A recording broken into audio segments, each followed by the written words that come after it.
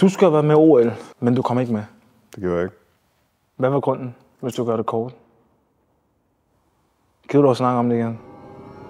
Er det mange af de samme spørgsmål hele tiden? Hvad frygter du egentlig, når det er? Jeg vil gerne sige velkommen til vores seje b-boy, Rico. Vi har faktisk ikke råd til at have en anden person, vi gerne har haft med i det her podcastshow. Hvad kalder vi podcastshow nu, eller tv? TV-program. Hende byggeren her, hun kom ikke alligevel, hun kunne ikke komme. For vi havde ikke budget til det, så hun valgte bare at blive væk. Men så skal jeg forstå, hende vil du gerne betale, med mig vil du ikke betale. Nej. Så i stedet for Raygon, så har vi Grim The Rocket. Rico, velkommen til. Tak. Hvordan går det? Det går sgu fint. Ja. Det går fint. Længe siden. Det er det.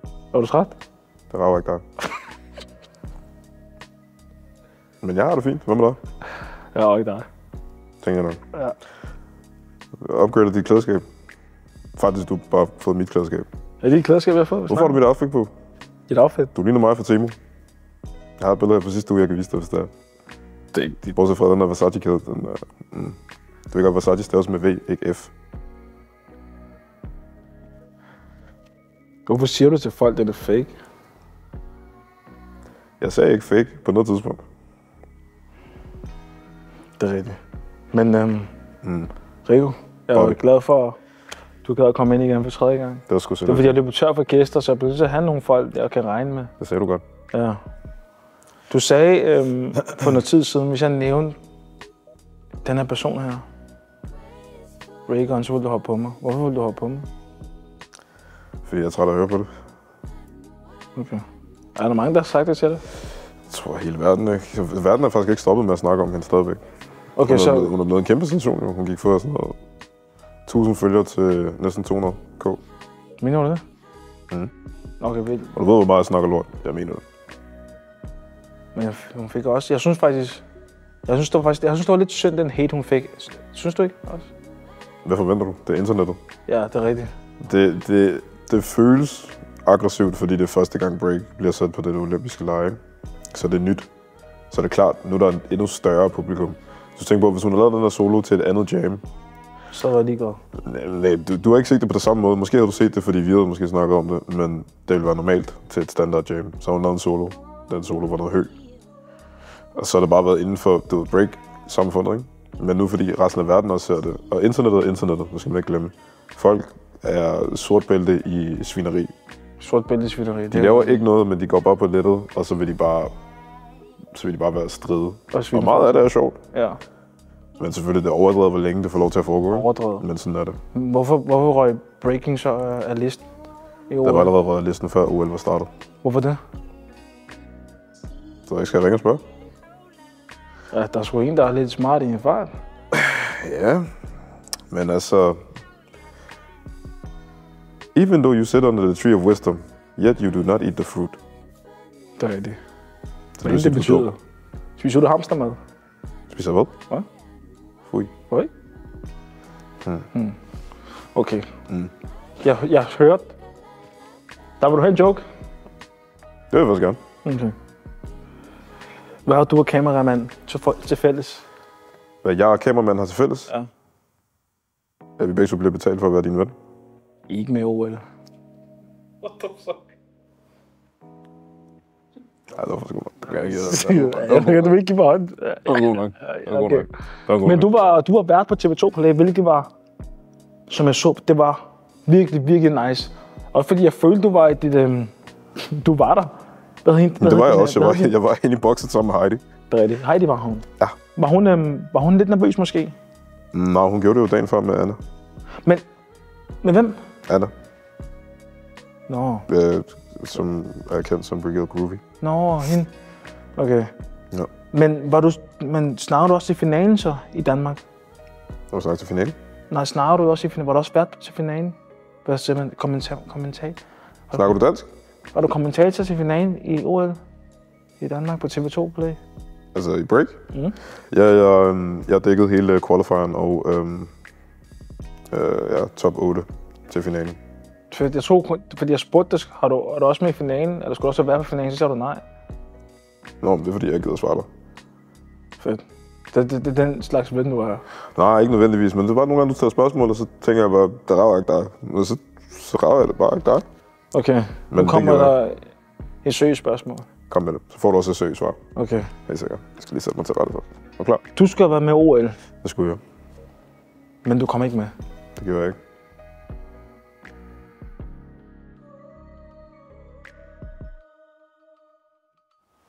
Hvad var grunden, hvis du gør det kort? Gider du også snakke om det igen? Er det mange af de samme spørgsmål hele tiden? Hvad frygter du egentlig, når det er? Skal jeg svare, eller vil du bare spørge mig?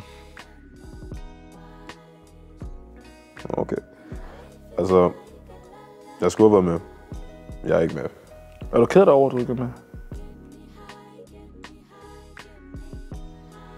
Nej, det er jeg ikke. Jeg er ikke ked af det. Er det ærgerligt, at jeg kan opleve?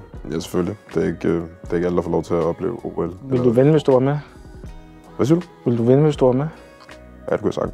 100. Altså, jeg er 100% 1000 chance sikker på, at du kunne vinde. Du er? Du kunne. Nå, altså, er du, eller om jeg tror det? Jeg tror 100%, at du godt 1000 chance kunne vinde. Jeg er enig. Det ville jeg sagtens godt kunne. Okay. Især hvis jeg havde været med fra starten af. Fordi jeg kom jo meget sent ind i kvalifikationsrunderne, fordi man skulle finde ud af, hvilke kvalifikationer kunne jeg godt være med til, på grund af mit pas er gambiansk. Så hvis du skal repræsentere land, som du normalt gør, og typisk så står der Danmark under mig, men jeg har ikke det danske pas, så man skulle finde ud af, hvorfor nogle kvalifikationer jeg kunne være med til. Så det var noget bøvl med at sidde og vente på, og reglerne og reglementerne, de skiftede hele tiden. Ja, ikke? Og man har ikke tid til at sidde og vente, fordi regninger, de forsvinder ikke. Bare fordi jeg prøver at kvalificere mig til OL, kan jeg ikke bare lige ringe ikke og sige, hey, prøv at lade være med at give mig husleje. Det vil til næste måned. Det kan man ikke. Så jeg blev nødt til at selvfølgelig arbejde, og mange af kvalifikationsdagene faldt samtidig med arbejdsdage. Desværre. Men det var sådan noget, så får jeg at vide et par dage før. Men det er ikke noget, nogen kunne gøre for, fordi dem her hjemme i Danmark fik at vide sent. Hey, hvis Rico gerne vil være med, så kan jeg godt nå at være med til det. Så selvfølgelig spørger de mig med det samme.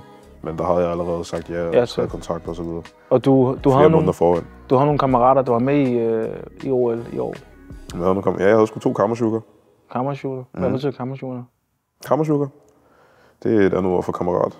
Men jeg kan ikke lide, når du bruger sådan nogle store ord her. Helst hold dig bare til det standard ordforråd. Okay, men jeg er ret sikker på, at jeg er en voksen mand med min egen mening. Jeg kan lide, hvad jeg kan lide. Og hvis du ikke er min far, hold din kæft. Men jeg er din far. Det er jeg ret sikker på, at du ikke er. Okay. Men ja, jeg havde to crewmates. Er det bedre? Kan du crewmates? Hvordan siger man crewmates på dansk? Bare som alle følgende. Gruppemedlemmer. Husk at subscribe til Et Loppe med Bobby. Det er meget vigtigt, at I subscriber til Et Loppe med Bobby. Kan du lave et thumbs up? Det der kamera. Husk at subscribe til Et Loppe med Bobby. Ding, ding. Husk at subscribe til I Lobby med Bobby, så vi ikke sidder i en eller anden gymnastiksal, der lugter 80.000 forskellige typer tør for hele jorden. Og han eventuelt kan betale Raygon, siden han ikke betaler sin ven, som møder op for 3. gang. Du ved godt, du er i helvede for sådan noget der, ikke? Ja. Har du vasket røv siden sidst? Om jeg har? Ja. Jeg er blevet sort bælte. Meget Det er lige før jeg gør det uden at røre det. Kan man gøre det uden at røre? Det kan du lige vise, måske på den. Jeg har ikke tænkt mig at vise, hvor du skal ikke sidde og kigge på mig, mens jeg tørrer røv.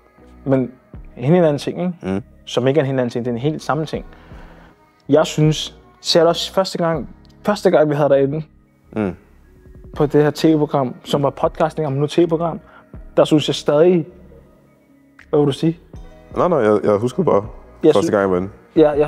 Jeg vil stadig sige, du er stadig den bedste breaker i mine øjne. Mange tak. Altså støtter. Mange tak. Det er sindssygt, hvordan du bare udvikler dig hele tiden. Selvom du nogle gange er underudviklet med nogle af de ting, du siger og gør, så forstår du 100%. It's all good. Men vi er venner. Men du er stadig den bedste i mine øjne. Mange tak. Og jeg synes også, det var rigtig sejt, at jeg blev faktisk rigtig stolt af dig at se, at du fik lov til at være vært på OL. Jamen. For den danske udgave af TV2 Play. Det synes jeg, for jeg ville ønske, at jeg selv kunne gøre det, men så havde jeg brugt Heidi i stedet for. Eller Charlotte, hvad var hun hed? Heidi. Heidi. Ja, der fik du et job. Hun arbejder også på TV2, så Det giver jo fin mening for det. Men tusind tak, for du siger det. Det betyder utrolig let for mig. Men om ikke andet, så er det meget sødt af dig, at du gider at sige det. Der er ikke mange, der tør at ytre, hvad de faktisk tænker om andre. Du sagde det faktisk til en person, som kunne ikke være mere ligeglad. Men i virkeligheden, så burde jeg faktisk være meget taknemmelig for det. Men fordi det er dig, så er jeg ikke. Man prøver. Det er jo en konstant kamp. Det er en god kamp. Det er godt at udvikle sig. Hvis du bare er tilfreds, så er det nemt ligesom at blive stagneret, hvilket betyder, at du sidder fast. Hvorfor har du sådan en dyb stemme? Kan du ikke fjerne den der bas ud af din stemme?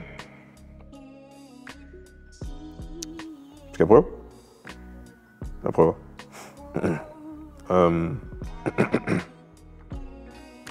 Sodome is the highest level of confusion. Hvis du skal grine til krig. Jeg ved ikke, hvad du snakker om. Bobby har en ting med at sende det her klip af de her to. Jeg er ret sikker på, det er hans onkel, og måske hans far, som sidder og diskuterer med en ung dame, som muligvis også kan identificere sig som en mand, som hedder Peppe. Og det er et meget klassisk klip. Og jeg siger kun 2 af ordene, og så ved resten godt, hvad det er. Ordene er... Why are? You are. Det er et meget langt interview, og det er faktisk ret sjovt. Og det er sjovt, fordi at det er rigtig typisk afrikaner. Så taler jeg andre, der ikke ved, hvad det er, og tænker, ej, hvad er det her for noget at føle jer stødt? Hvis I ikke er afrikaner, så bare sluk klippet. Mm-hmm. If it applies, it applies. If it don't, it flies. Ikke sluk klippet. Bliv ved med at se det. Han mente det ikke. Ikke det her klip, det afrikanske klip. Kom nu, tænker lidt op. Hvis du er nervøs, og shut up, my friend. Okay. Hvordan har du haft det egentlig? Hvad? Ja, fui. Jeg spurgte, hvordan har du haft det? Jeg er da fint nok. Jeg har ikke optaget næsten en måned. Fordi min kameramand... har et liv? Jeg tror faktisk, han er ved at finde en anden verden. Ja. Hvad siger du? Ja. Han er fra en anden verden? Jeg tror, han er ved at finde en anden verden. Men er det derfor, han har det der? Hvad? Få det tjekket. Mm. Det er ikke godt. Mm. Bare, det er fint, det tager vi bagefter. Ja, ellers har det godt. Jeg er lidt usikker på, hvor jeg står henne om næste måned med det her, fordi han ringer ikke så meget, som han gjorde før. Og så det opfandt sig mærkeligt, når man ringer til ham, så ringer jeg på 2 dage. Udover det, så har jeg det rigtig, rigtig godt. Jeg håber snart, jeg kan blive part. Han begynder til at stoppe igen? Ja, han er begyndt at stoppe igen. Ja. Jeg spørger ham. Du har langt med. En lille smule. Mærkeligt. 100. Men jeg har det godt, og jeg håber da, at jeg kan få snart sponsorer, fordi jeg... Har du stadig ikke fået sponsorer endnu? Nej, og hvad er det, du gør forkert? Kan du ikke bare droppe det her starten en eller anden OnlyFans? Begynd at lave boogaloo i dine trusser. Tag din fars gule trusser på. Og så lave en hel masse electric boogie. Har din far tangotrusser? Din far har tangotrusser. Leopardtrusser. Din far, han er sort. Din far slækker på deodoranten, før han bruger den. Din far navngiver alle sine dorte i familienavne. Din far er DJ Bushman. En voksen sort mand, som kalder sig Bushman. Det er et rigtig godt skridt for os mørke.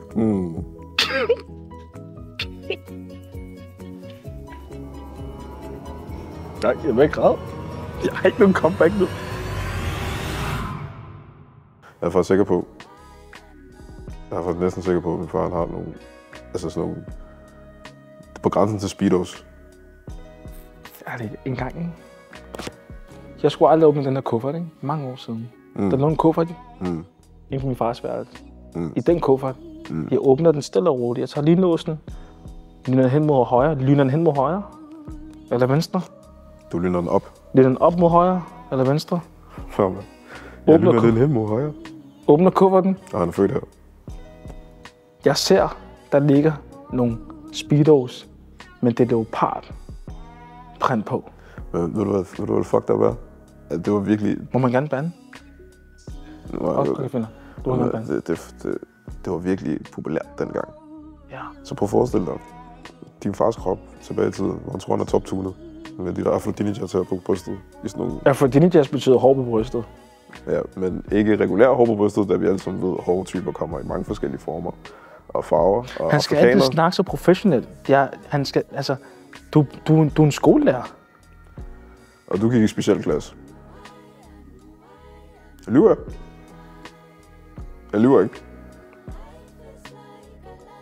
Jeg lyver ikke.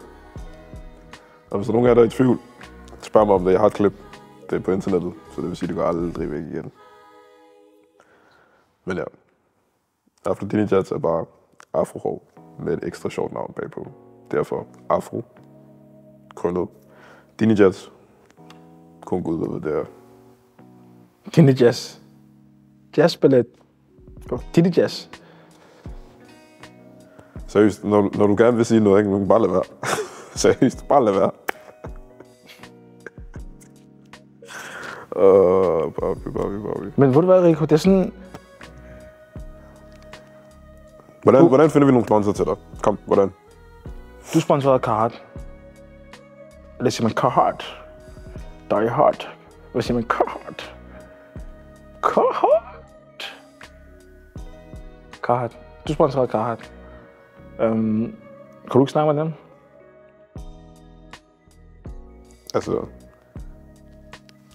Altså i forhold til hvad? Fordi du tænker noget økonomisk? Økonomisk og tøj. Nå, ja, nej. Hvad? Jeg sagde, nå, ja, nej. Så nej, du vil hjælpe mig. Jeg vil gerne hjælpe dig. Jeg vil ikke snakke med dem omkring det. Hvem skulle jeg så snakke med? Hvem skal jeg så snakke med? Hvem vi skal snakke med? Kan du Freestyle Fanatics? Freestyle Fanatics er en dansegruppe, som mig og Rico engang var en del af. Ja. Vi er ikke så gode ven med chefen mere, fordi han valgte at give vores penge. Hey, det sker nogle gange, så går man hver til sit. Han havde et system, han har sat det op. Det giver jo fin mening for ham. Det passer ikke så godt til det, vi havde kørt af PT. Så derfor laver vi noget andet, så som at sidde her nu. Men seriøst, hvordan man skal få fat på nogle sponsorer. Har du en skabelon, har du sådan en formel, sådan et CV af en art? Siger du, fordi du bare er usikker på, hvad jeg siger, eller har du faktisk et? Okay. Så vi starter ud med at bare skrive ned ting, du har lavet, såsom da du var med i korpset og ved at drukne 2 gange samme dag. Du ved, alle de andre ting, du har været med. Du har været med i en bad bitch, fordi du genetisk er en bad bitch. Alle mulige andre ting, du har været med. Du har været med at lave de-ture, professionelle dansere og turneret rundt i hele verden. Du blev sendt hele vejen til Kina for at tage dit tøj af som lille stripper, som her og andre. Så bare et eller andet, som man ligesom ved, hvis man skriver dit navn, så kommer der nogle ting op, og så sender man det ud til diverse mennesker. Så skal man bare sætte sig ned og være bevidst omkring, hvem man skal sende ud til. Fordi i virkeligheden vil jeg gætte på, det er ikke fordi, du mangler beklædning. Fordi du kan alligevel ikke til tøj på. Men jo, det kan du godt. Du er farveblind, så det giver jeg dig. Selvom det her, der er ikke noget galt med det her. Fint, det er fint farvekoordineret. Nogle gange. Men måske er det lidt bedre eventuelt noget tech, eller noget i form for platform. Tror du ikke? Fordi du har ikke brug for tøj. Men det kunne være nice, hvis du kunne få mere opgraderet udstyr. Det kunne også hjælpe kameramanden. Du kunne eventuelt få nogle penge for en ny kameramand, der er ikke så god. Hvad? Det går det. Så du gjorde sådan her, det betyder... Det betyder, at der er en bane, der venter på ham. Vi er færdige. Okay. Rico, har noget, du skal sige? Du hentede mig her, så jeg går ud fra, at det er der har noget at sige. Nå, men jeg vil gerne sige tusind tak til Rico for at komme ind. Det er altid en fornøjelse at have sine venner inde i Lop med Bobby. Og vi er ikke det med. Husk at subscribe. Du er min ven. Husk at subscribe til Lop med Bobby. Husk det nu. Jeg har brug for jer derude. I har brug for mig herinde. Du skal stoppe med at tikke. Det er en god måde at faktisk få nogen til at oprigtigt føle dig. Man kan ikke lide, når nogen tikker. Det kan man ikke. Nogen der møder op og være sådan, hey, bror man, vil du ikke blive give mig nogle penge? Det gider du ikke. Frem for nogen, der er ærlig. Sig, jeg har ikke noget hus. Min røv den lugter, men jeg har bare brug for lidt penge, så jeg kan købe noget syv. Ej, det er ærligt. Du er ærlig, værsgo. Ja. Okay, faktisk, lad mig subscribe. Lad mig subscribe til Lop med Bobby. Lad være, jeg vil ikke have det. Lav en præmis. Ja. Hvis der er du bare gerne vil sidde og gratis underholdning, så bare lad være. Du kan finde alle mulige andre steder. Find andre steder. Lad være med at subscribe til Lop med Bobby. Her er det dybe samtaler, som folk ikke kan tune ind på. Stav tune. Tune. T-U-N-E. Tune. Tusind tak, for at I så med. Vi ses derude. Farvel.